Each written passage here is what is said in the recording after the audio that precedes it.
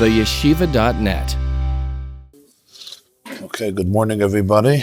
Welcome. We want to especially welcome the Ukrainian guests, the guests from Ukraine, who are gracing us this morning. Samach Beis, column 1, or page 123. The line starts V'lachem, in the middle of the page. He said, Vayaminu ba'avaya, the line starts Haraya, Vayaminu ba'avaya, hu havaya de la'ela alma de eskasya, she'eino niru musag v'l'shayach be'bchinas yirah ki emunah.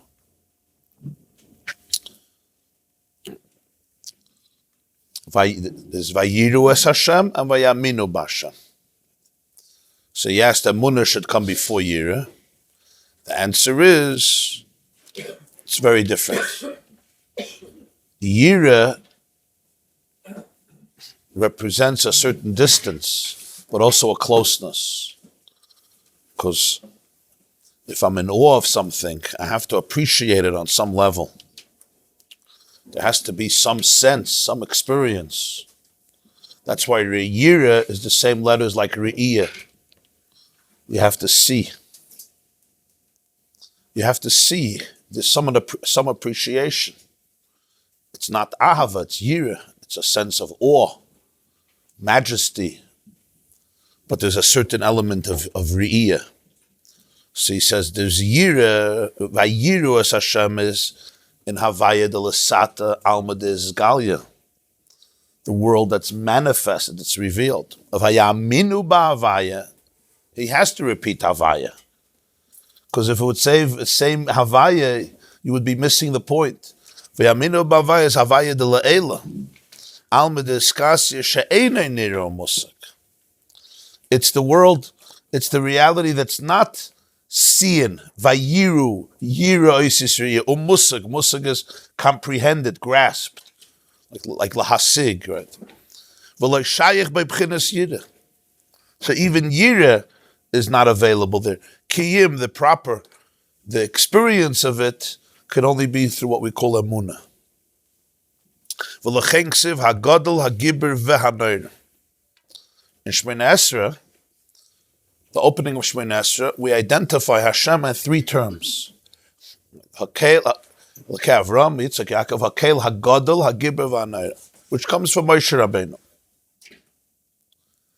In Sefer Dvarim, Yisaponim, Yikach Shoichad. But the interesting thing is that the vav is only by the 3rd. If you want a vav because you want the prefix of a vav, like and in English, and so hagadol, hakel, hagadol, v'hagibur, v'hanoir, and. So he says, shaliyos b'chinas noira tzadich liyas tchila vav. For him to be noira is that which is awed. In Yiddish, it's called farchtik. Noira is farchtik, right? Noira is that which triggers an experience of yirah. Noira is awesome. The first is be a vav. What's vav? B'chinas hamshachem el ma'ila lamata liyas b'chinas noira. For me to experience an awe, it has to be a vav first, because the vav is the letter that represents hamshacha, communication from a higher place to a lower place, to the point that I could see, and therefore I can be in awe of it. Awe can only come from a certain closeness, an appreciation, a sensitivity. Two people could meet the same reality or meet the same person. One is not affected because they don't have the tools to appreciate it. In their world, it doesn't mean much. The fact that one person experiences yirah, we're talking here, yirah is boishas, a yirah of awe, of the grandness of it, where I feel inadequate, not inadequate in a negative way, in a positive way, because it's so big. I'm coming face to face with something so infinite. This is a closeness. You have to be able to have a sensitivity for this. Some people can just ignore it and miss it. So sometimes people say, "Oh, that's That's a greatness. You don't get lost in anything. That's not a compliment. In certain situations, not to get lost is a very big compliment, but in other situations, okay, unfortunately, you missed it. There's no hispilus by you. You don't get nispol from anything. So when you get hurt, a lot of times people decide they're not going to get nispol from anything because they don't want to be enraptured. What's the word? Enraptured? Huh? Yeah, enraptured. Nobody's going to enrapture me. It could be expressed in yirah. Hispilus comes from the word pu'ula. Something affects you. Hispilus means was verst in a spal, right? Something is poil in you, from the word pu'ula. It's affected.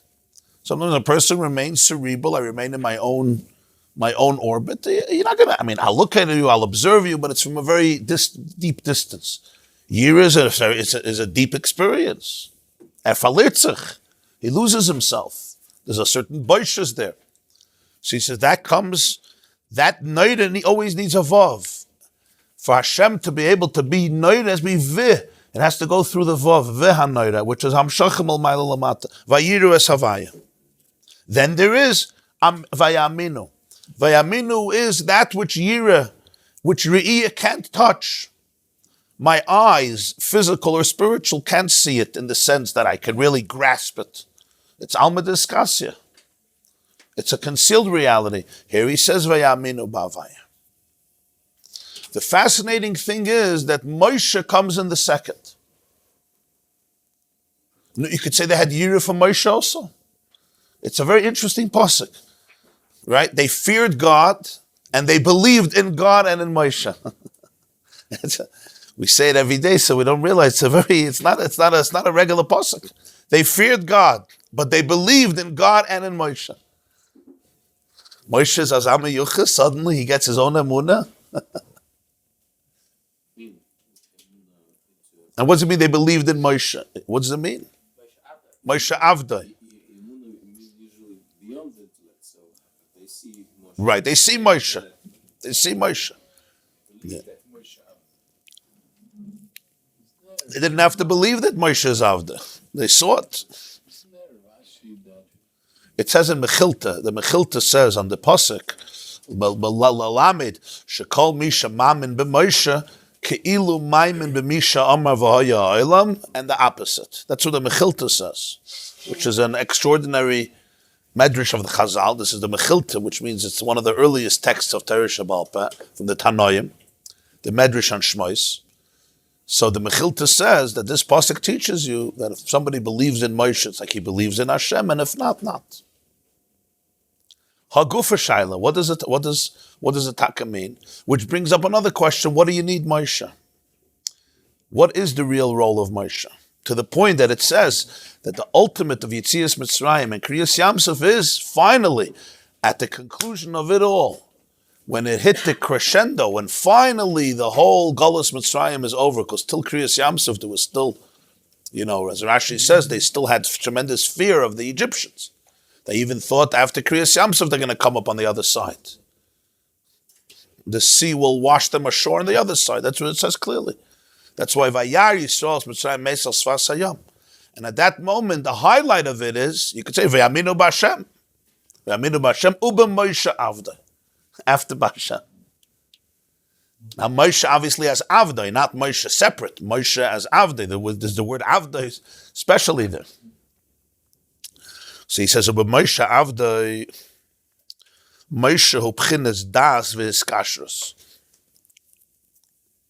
Moshe represents what's called das. Das is hiskashrus, connection. The pasuk says in Bereshis, we learned many times, "V'ha Adam yada es Chava." Adam knew Chava, and they had children, Cain and Hevel. So Yada, it says Adam knew Chava, Vayaar, she became pregnant and she gave birth. Yada is a euphemism for a connection, for intimacy. Ha Adam Yada es Chava, right? Ish lo yida is an expression. A man did not know her. Yida doesn't mean knowledge, cerebral knowledge, I know about you. Das represents hiskashrus, connection. Which means on every level, it could be physical, like Ha'adam Yada es Chav, he didn't only know her, but he connected with her. But whenever you talk about das, on every level, it's always hiskashus. Hiskashus means the connection between the two. It's not just knowledge as detached knowledge. I know it. A computer has information. I also have information. It was a sana mola safra, a bookcase filled. The bookcase has the most knowledge, right? It's filled with knowledge. The Gemara has an expression, Lotzonis, Tzana Mola Safra. It's Aryeh Moli Svarim. The Gemara says about somebody, he's a bookcase filled with books. So it's a very interesting way of describing somebody. In other words, he's full of information, like they say about a computer, right? It's full of information, but it's clueless. Yeah? It knows everything, but it knows, like somebody once said, people who know the price of everything and the value of nothing. So das is not just knowledge. Knowledge is information. Das is the hiskashrus, the internalization of the knowledge.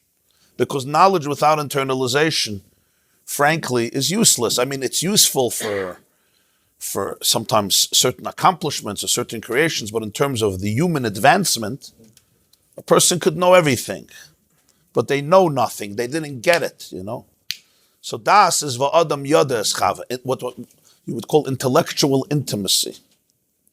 Because that's what yada means, intimacy, intellectual intimacy. What means intellectual intimacy?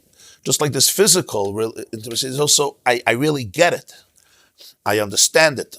That's what hiskashrus means. And that changes everything. Everybody knows you could know information and you may believe the information. It's not like you're questioning it, but there's no das. And as long as there's no das, the effects won't be the same because it's still like aloof. It's cerebral. So it says in Svarim of Kabbalah and Chassidus, is in Tanya also there's a whole discussion in Perek Mem Beis. Moshe represents das. Moshe is Pchinas Hadas.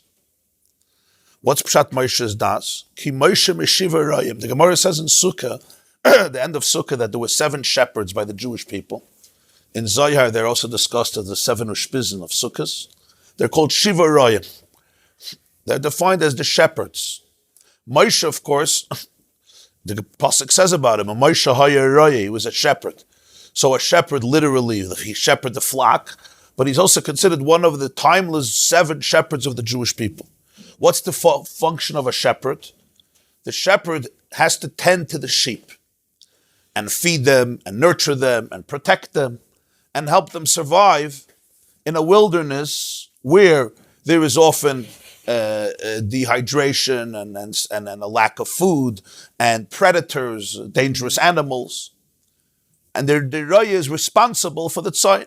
Like we have in Gemara, but you give your tzayin to the Raya, to the shepherd, to watch them. Moshe Raya. V'hu ha'mamshich l'klolis neshamahs Yisroel b'chinas emunah. V'lachein nikra Raya Mehemna. In Vayaar, Moshe is defined as a Raya Mehemna. Raya Mehemna means the faithful shepherd. Mehemna is the Aramaic for Nemon. Like the Pasuk says about Moshe, B'chol Beisi, Nemonhu.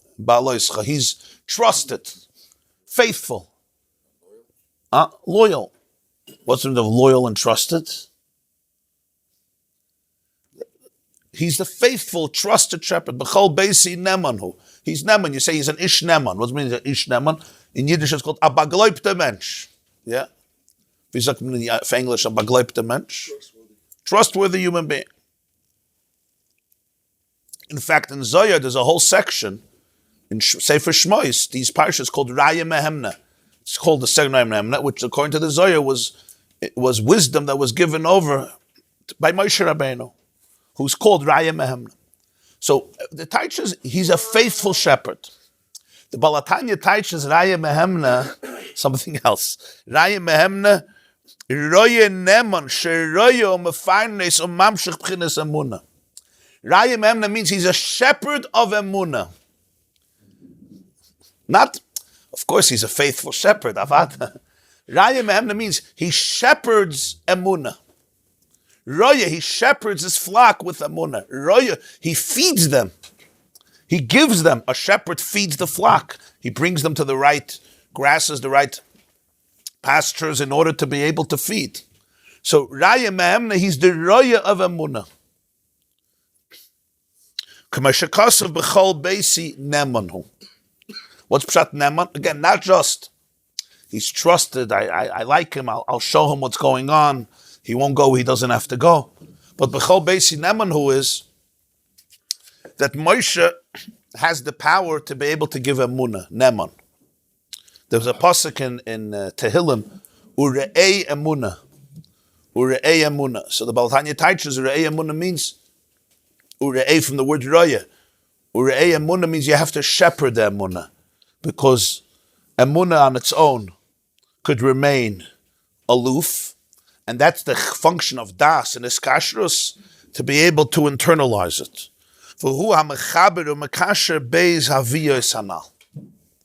So therefore, you can connect by the Jewish people the two states of Havaya. Havaya de l'sata, Vayiru, and Havaya de l'ela v'yaminu. V'lechein amru razal, that's why the Gemara says in Brachas, atu yirah milsa zutra sehi, in legabi moishachol. The Gemara says in Maseches Brachas,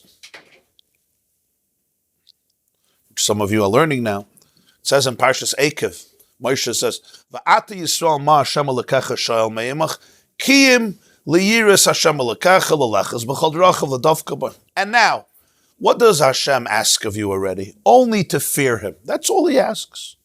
Like what do you make? Ma Hashem alekecha. What does He want from you? He's just asking liyira. So the Gemara asks in Brachas, "Atu yirah milsa zutra sehi." Zutra means small. Is yirah such a small thing? It's like such a, it's insignificant. Like, what am I asking for you to do already? What am I asking for you to do already? Give me $5. What am I asking of you already? So the Moshe says, what is Hashem asking? Only liyus Hashem alakacha. So what does the Gemara answer? Legabi Moshe milsa zutra sehi. For Moshe, it's a small thing. For Moshe, it's a small thing. So the Balatanya asks in Tanya, I don't understand. What type of answer is that? He's not talking to himself. He's talking to the Jewish people. Say, for you, it's a small thing. You're not talking to yourself. So talk to yourself and say, what is God asking of me? Only yirah. For me, it's a small thing. He's talking to the people.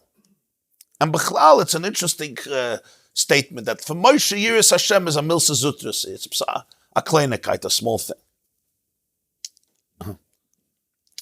So he teaches here that Yirah is Vayiru is Havaya, and Vayaminu ba'Havaya is a Havaya de la'ela. So Yirah milsa zutrus for Moshe, Yirah is a small inyan because Yirah is Havaya de l'sata. That's what he says. Vayde b'chinas Moshe nis'alu l'b'chinas Havaya de la'ela. Vayaminu, to be able to experience Vayaminu in Havaya de la'ela, for this one needs Moshe. And that's why at this point, right before Kriyas Yamsuf, Moshe gave an introduction. The Jews were screaming, and he was screaming, and he said, Hashem yilachim lachem va'atem tacharishun. God will combat and you be silent. Silence, which is Alma Diskasya. In Alma Diskasya, the relationship is one of silence. Shtika, atem tacharishun. That's where emunah comes in. Emunah is experienced in silence. The hardest thing to do is to be quiet, no? To really be quiet. He told them to be quiet because it wasn't easy. But atem tacharishun is not a... Silence is... You want me to talk about it? You want me to talk about silence? I don't have a choice, yeah? No, the question is, why does the Bechlal come in there? Vayaminu b'Hashem u'b'Moshe. And Bechlal, why does it come in here? Yeah. Some people think it's not even Judaism. Whoever, yeah, I mean, there's a lashon in Vayaar. The Zohar says it's pashtusa de Moshe b'chol dara v'dara. There's a pashtus of Moshe in every day. And in Medrash Rabbah it says ein lecha dar she'ein b'ka Moshe. So the Nekud is Avdai, but even as Avdai, what does it mean? Obviously Moshe as Avdai, not Moshe as a as a separate Metzias. Moshe is not a separate B'chol Beisin Emanu. Like come Navi Kamoshe. But what is this inyan of the emunah? Oh, Moshe himself. Well, we learned he came from a different shmita. In the previous Maimer and Shmos, he came from a whole different shmita. By him, the chiddush was to speak, not to be quiet. By him, he didn't want to speak. Aral Sfasayim, Kvad Pek Kvad Lashon. Hashem said, Mi Sam Pella Adam. Tikkun also has hope. Kalim also have hope. Moshe was, the whole Metzias of Tikkun was he was allergic to it. Hashem had to tell him that Kalim also have hope. You don't have to give up on the world. Yet. You don't have to give up on the world. You could scratch the yet. They didn't have to believe that. What does it even mean by Yaminu? What do they have to believe in? They saw the Makkos. They saw Kriyas Yamsuf. They saw. He picked up his hand. It says, Neteyas Yad Chalayam. You don't have to believe. And it's after yirah. It's not before. And by yirah, they feared Moshe also. I would think the proper thing is they were afraid of Moshe. Look at him. The man knows how to do a trick or two. Or 10 or 11. Right? He has up his sleeve. What else is coming? I'm saying, but Moshe always said that it's such a shlichus. It was never as I'm Moshe. It was never such a moment. Even in the Haggadah on Pesach, he's not mentioned. It's an interesting thing. In the whole Haggadah, Moshe is not mentioned once. You would think that when you're telling the story of Pesach, Epis, thank you. A credit, the man did it all. By the way, Psashtikal Hakaras Atoiv. Taka as a shliach, not as his own man, but something. The Chachim you mentioned, the Rashi you mentioned, the Tam you mentioned, Para you mentioned, Lavan everybody gets mentioned, from Lavan to Para. They're all mentioned very nicely. They're prominently featured in the Haggadah. The Tam, the Sheni, the Elishal, Alts, everybody. The plagues, the frogs, the lice. Huh? Even the goats, and the dogs. Moshe is mentioned once in the Haggadah. Not in the Haggadah, this pasuk. When you're reading the Makkos, how many Makkos there were, right? Before the section of the Dayenu, and he goes through, he says this pasuk. That's where he's mentioned. In this pasuk, that's it. In the text of the Haggadah itself, outside of Torah Shabbat, the Haggadah is Mechilta, it's a text of the Chazal. Not mentioned once. I don't know, figure it out. Why choose Moshe, you say? Do it himself. What do you need Moshe, B'chlal? What's the real role of Moshe? What's the real role of Moshe? What is the essence of Moshe? That's really the question, yeah? What are you looking at? Haggadah? Not once, you won't find his name, I'm telling you. Mush b'vayimid me'asina, his name is not there. No text, no text of the Haggadah. Sometimes there's different nuschayas, but his name is deleted. It's an interesting thing. When they made the Haggadah, you would think, Epis something. I know that. But mamish incidental. Okay. We're talking a mention.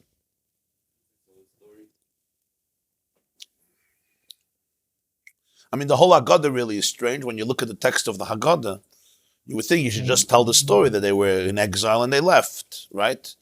The Haggadah is one of the most, if you don't understand the Haggadah, I don't mean to sound irreverent, but if you don't understand the Haggadah, like if you're reading the Haggadah, you would say, and you don't understand, you would say it was composed by the most ADD personality in history. It's like, the kid asked 4 good questions. Why don't you answer them? So, okay, we were slaves to Pari in Egypt, and he took us out. Okay, it's a good beginning. Suddenly, wait. In Bnei Brak, there was a story. They were there a whole night speaking. By the way, once we're talking about Bnei Brak, let me tell you what Rebbe Elazar ben Azariah said about mentioning Yitzias Mitzrayim at night. Wait, Tati, could you just get back to the story? No. By the way, I want to bless Hashem for giving us the Torah. And you should know there's 4 different types of children by the Jewish people. Now let's talk about the different types of children. Okay, now you're finished. By the way, Yachal Rish Chodesh, why are we even doing the Seder tonight? I think we should do it on Rish Chodesh. Once we're talking about this, okay, you know what? Okay, Vihi Shamda, let's sing the song. They want to destroy us in every generation. Tati, could you go back to the story? No. Lavan Harami was a really, really bad guy. I'm going to start just talking about Lavan Harami.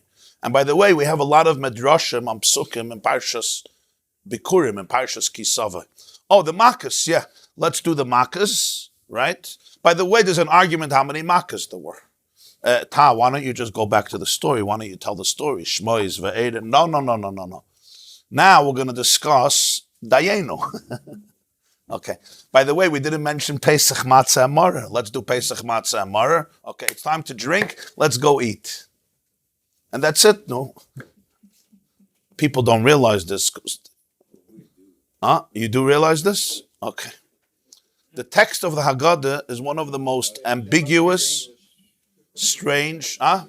In other words, you're used to it. Everyone has a vart here, a vart there, a vart there. But the whole structure from beginning to end, yeah, I'm telling you, it's mamish like you could see how a brain works.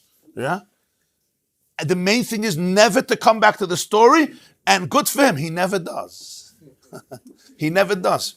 In other words, if I were to ask you to compose a text to read at the Seder, yeah, about Yitzias Mitzrayim, what do you think is the natural thing to do? What should you read? You have a story. Shmois Vayaar Boy, a beautiful story. We read it every year in Kriyas HaTorah. Exile, redemption, emancipation. You have a story. Read it. Tell it to your kid. Discuss it. You know that story is not read once. In Parshas Bikurim, Parshas Ki, which is Ki Savai, he takes psukim from there and he starts darshaning it, and only after talking about why are you analyzing your family at the Seder? I don't understand. Was it a therapy session? I understand. No. Yeah, you say a text on Shabbos? Okay, now let's talk about the different types of kids in the family. This you do privately with your wife. You talk about your kids.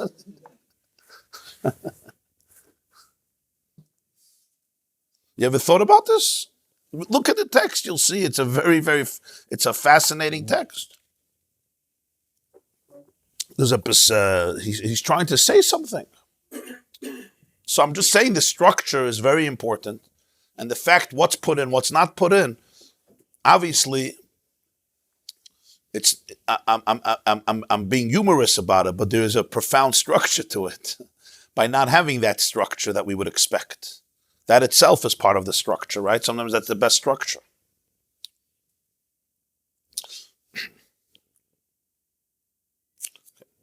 So I'm going to share two parables today.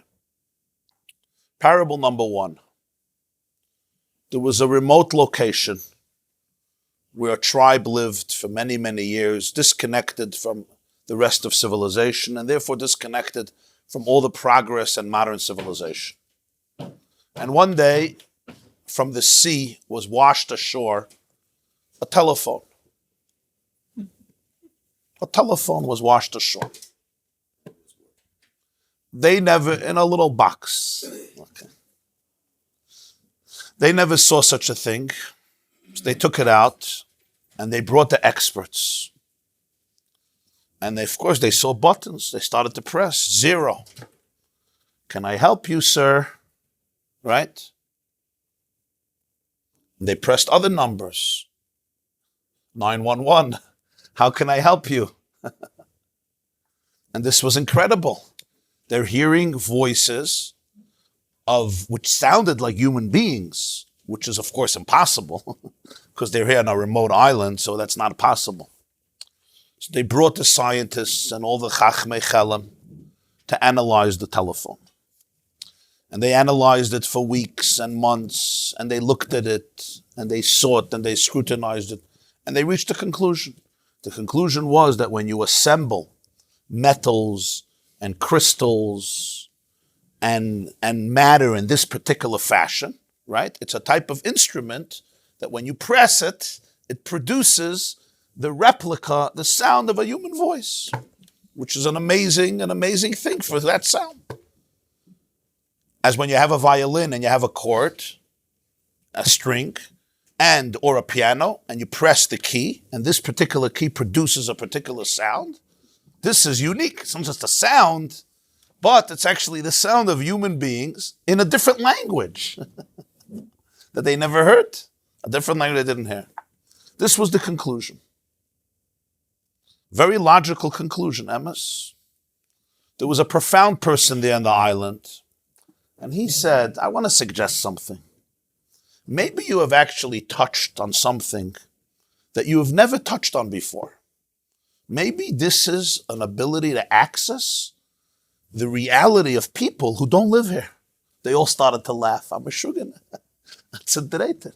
And you could see their laughter, right? I just want you to put yourself into their shoes. You're a crazy person. Who has brainwashed you? There's no such a thing. Obviously, it's just between the lithium and the switchboards and the metals. This is the sound it produces. Yeah, we have to figure out the other language. Okay, we have to figure out stuff. There's no question. But it's obvious.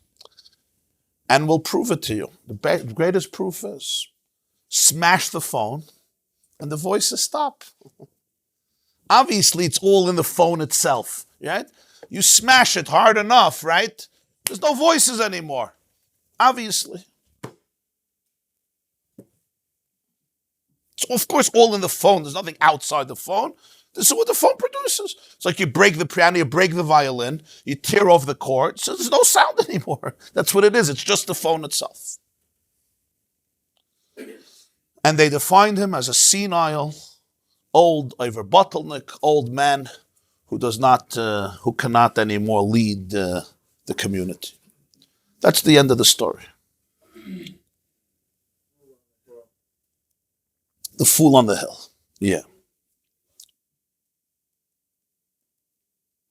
What would it take for them to consider what he's saying? What would it take for them? Huh? Can they logically consider what he's saying? They would have to go back to ayin. We know, the brilliant people of 2020, living everybody with 100 phones, right? Well, it's obvious. It's not obvious. Of course they're right. They're dead wrong, but they're dead right. Made in China. Huh? Right? Huh? Moshe Rabbeinu didn't live in Yesh, he lived in Ayin. You would have to go back to Ayin. And that's the most difficult thing to do. Ayin uproots every Yesh. It's the source of everything. You have to be able to go back to the source to be able to come back and look at it from a completely different perspective. If you study a little bit about scientific developments in history, you'll see many of them, when they were first suggested by people, those people were not just laughed at, but sometimes killed. The cynicism was beyond. There was a doctor, in Vienna, there was a time in the 1800s where thousands of women were dying after childbirth. And they searched everything to figure it out. And they couldn't figure it out. Women would die, the doctors would tend to them. Then they would go in and help the new women give birth. And a few days later, the women were dying. The numbers were staggering. They searched everything. There was a doctor, his name was Semmelweis. And he said that they're going from the dead patients to the living patients, and the hands are not being washed. But nobody saw germs. There was no Metzias germs. Thank you. It was the telephone. He was locked up in a mental asylum, in a mental institution where he was beaten to death. Today, the world has him to thank for doctors going over to the sink and washing their hands. But he himself, he was he was locked up in the basement in Amshagayim house. Huh? 25 years later, they started to look back and they saw. It saved hundreds of thousands, ultimately millions of people, mothers, young mothers. A few years ago, the same thing happened with ulcers. Yeah. Same thing with ulcers happened.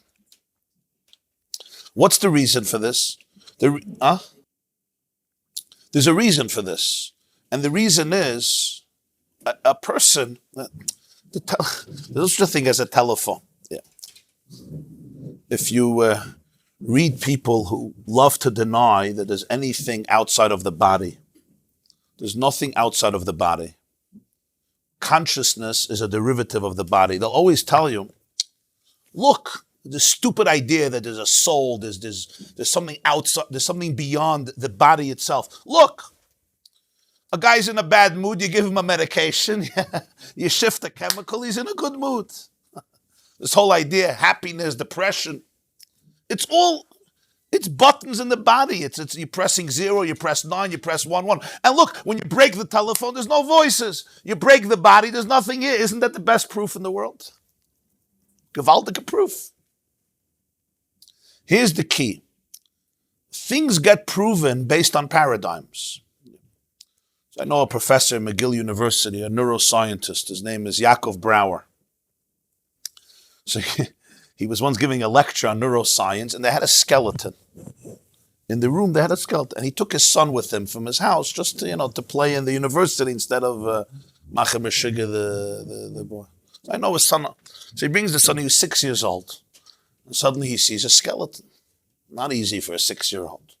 So he looks at it, and he goes over to his father, and he says, right, Tati, this is not a real body of a person. First of all, it's white. Second of all, there's an arm missing and there's a leg missing. And also there's screws everywhere. For sure it's not a real skeleton. And his father nodded. Of course it was a real skeleton. But the boy, to deal with his fear, decided it's not. And he brought proofs. There's screws inside and it's white and there's an arm and leg missing. Obviously it's not a real skeleton. Great proofs, no? A real skeleton doesn't have screws in it. And that's it, and you're fine.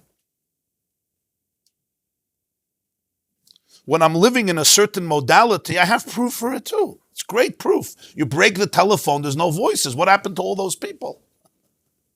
You break the body, there's nothing else. There's no consciousness. You change a chemical, you shift it, and everything changes. Obviously, it's just a piano, it's just a machine. It's a functioning machine, that's it. There's electricity that we call life, but there's nothing else, that's it. There's not even something called I. There's no I. A violin doesn't have an I. It's a wonderful instrument, but there's no I. A telephone doesn't have identity. A telephone doesn't go to therapy. Maybe today, yeah, but the people make it meshuga. In LA, it's shayach. But the I is the most, it's rubbish. It's rubbish. These are all fundamentalist, philosophical, abstract, religious indoctrination. You understand the mashal? You understand the nimshal? Here is parable number 2.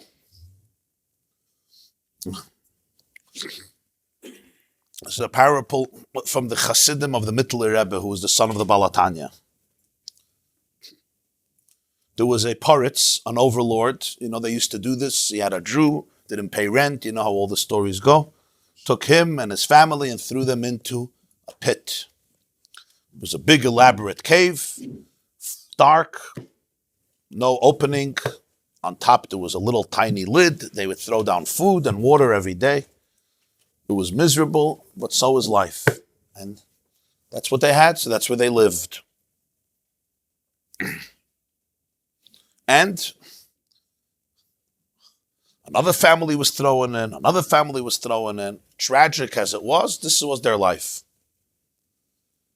Children get older. They had to get married there. New generations were born. Kids who were born in the pit started to grow up. The old men and women died, and so life went on for many generations. The original people who were thrown in were gone. Now it was only the new generations who came later. But the tradition was so powerful and so clear that this is not life. This is a fake life. This is a horrible life. This is a tragic life. There's a whole world out there where the sun rises and sets every day, with our oceans and rivers and lakes and canals and people and animals and mammals and birds and reptiles and bushes and trees and sunlight and a sun and a moon and darkness and vegetation and climate, etc.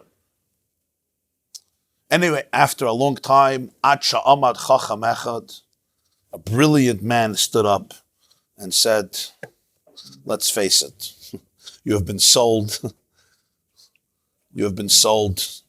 a bowl of cholent. This is a ridiculous tradition. There's no world out there. This is life. This is reality. This is some good fantasizer who needed something to look forward to, because this is a boring, dead place. You live and die. He needed to create some action and tell good night stories to the kids. So he made up in his imagination a world that doesn't exist. And he was so convincing, the two groups split. There was now 50-50. The believers and the atheists. The believers said there's a world out there. The atheists said there's no. And they used to argue all day, and this is what gave them action. And they made a cherem against them, of course. They said you're apikursim and you're kaifrim. And they said it's the other way around. You're a bunch of crazy nut jobs. They stopped speaking to each other, but then they got together again because they only had one little pit to live in. And they were bringing food. There's food coming in. There's food coming in. Yeah, of course, it's part of the process. It's called the laws of nature. Food comes in. Water comes in. Yeah, there happens to be some flow of water that comes down. You know, this. Back. Vayaar, you know the end of the story? Vayaar, somebody fell in. They look up. Where did this guy come from? He says, where I came from. Where have you been? What are you doing here? They said, what are you doing here? We're living in the world. We're living life. He says, this is the world? There's a whole other world. He said, what other world? So he told them about where he comes from. That's the end of the story. That's the end of the Moshe. Now I want you to think about one question. The side that was in the cave, the group that was in there and believed there's an outside world, versus the other group that was in the cave and didn't believe there's an outside world. Are they closer in terms of their perception of reality to the one who fell into the cave and said there's an outside world? You would say they're much closer, right? Really? In facts, but in perception of reality, are they really closer?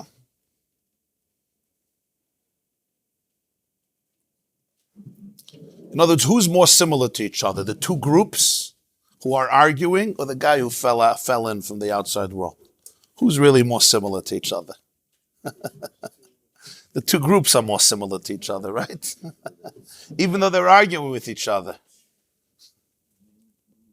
The two groups are arguing with each other. They're ready to kill each other, but they're much closer. You know why? Because they live in the same world. They live in the same paradigm. You understand? The two groups are really more or less the same. Okay, yeah, you have this. Your brain works like this. My brain works like this, you know. My chavrus is a better arguer, you know. You see, the two groups are more or less the same. Even those who are saying the truth. What's really the difference between them and the other group? They happen to have mazel, but it's mazel. And if I was sitting in your chair, and if I grew up with you in the house, yeah, and if I would be a little more cynical by nature, right? And if people would sell me lies more often, and if my imagination was less fertile, it's circumstantial. I say this, you say this. He comes from there. It's reality. So you can have a believer and not believer. They're more or less the same. Because they're operating in the same reality. He happens to have mazel. He's saying the right thing. But it has nothing to do with him.